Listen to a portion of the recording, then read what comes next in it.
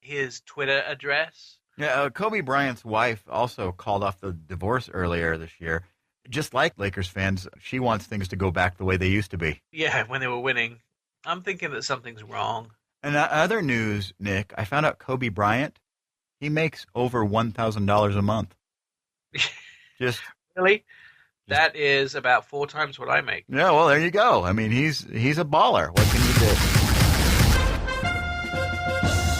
Prince Harry's back from fighting the war in Afghanistan. When you said Prince Harry's back, immediately I just started thinking other thoughts, but okay.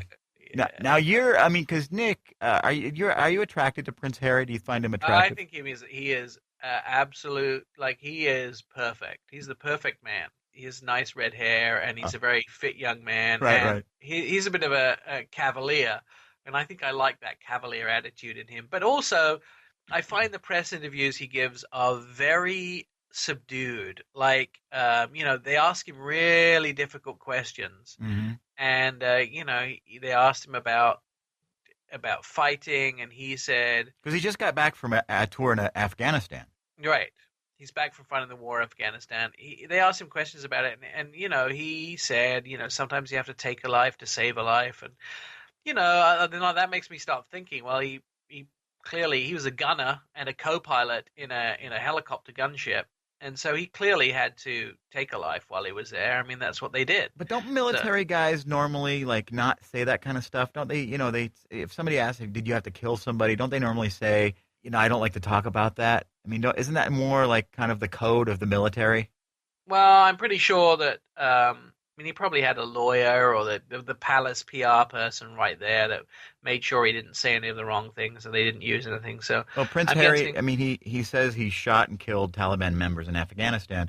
He likes countries where they still kill peasants. Well, that's a very difficult. I mean, yes, they may come from peasant stock, but Taliban are clearly people who are out to kill us Westerners. Yeah, but also, doesn't that make him a target, being a national figure like that, saying that he actually killed Taliban? Because it's one thing being in the military, but it's like he has something to prove. Like, hey, yeah, I'm of royal blood, so obviously I was sitting in an office doing nothing. He wants people to know that he was out there doing his job, but it makes him a target for he could potentially. I don't think the attention level has been stepped up at all. I don't think by talking to the press he makes it any worse. I think it's already code red for him. And he says he's was risking his life in Afghanistan, and TMZ just released pictures of him barebacking a camel. When news breaks, we're the first there to mock it. Beyonce sang the national anthem at the inauguration. Did she? People are saying that she lip synced that. I don't know. It's hard to tell when you watch it on the televisions. She sounded beautiful. I saw she took out her ear monitor while she was doing it. They may have had a vocal track in there. Yeah. But at the same time, I don't think it was 100% lip-synced. Well, Beyonce may have lip-synced the national anthem at Obama's inauguration, but more importantly, it wasn't Kid Rock lip-syncing at Romney's. Yeah, that's the important thing. It was Beyonce lip-syncing at Obama's. All right, that's and she looked beautiful. How can you not like Beyonce? She was. Well, Kelly Clarkson also sang at the inauguration. Did you see that shot of Bill Clinton eyeballing Kelly Clarkson like she was a piece of meat? That was the best. That was the most we caught you being Bill Clinton.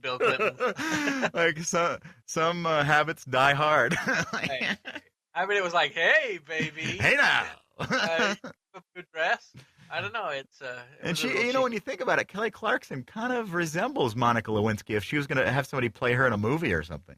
Yeah, I think she does. Although her hair's the wrong color, I think, but at the same time, there are wigs. There are wigs. Did you get when Alicia Keys sang at one of the balls, was singing "Obama's on Fire"? Did that give you douche chills? He's president and he's on fire, hotter than a fantasy.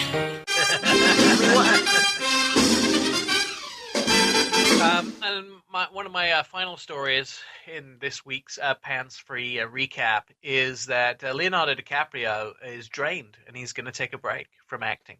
When you said drained.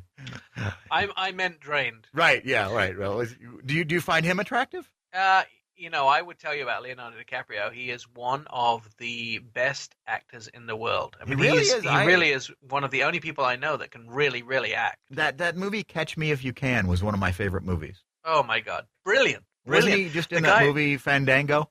Yeah, he's absolutely unbelievable. And he's had a really, really busy year this year. I mean, he's got The Great Gatsby, The Wolf of Wall Street. He's got a lot of movies coming out, and he's really exhausted, and he's going to take a break. But what does he need to announce that? Can he just take a break without telling people that? I don't think he announced it. I think he was questioned in a magazine interview with a German magazine called Bild, B-I-L-D, and he said, "I'm a little drained. I'm going to take a long break."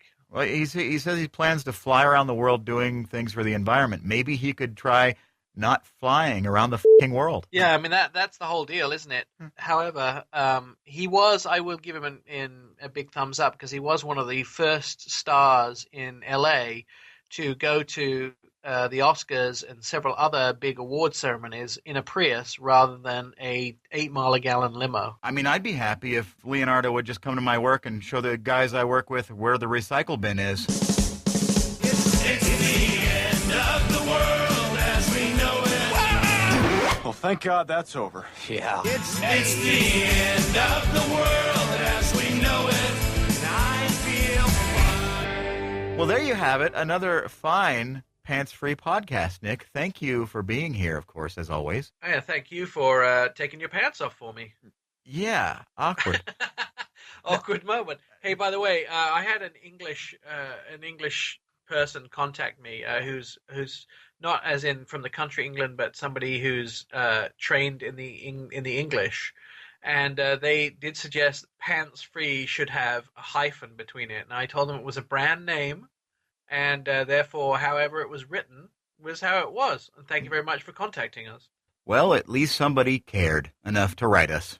Yes, that was one of the 2 emails we've had this year. You can follow us on Twitter at PantsFreePod.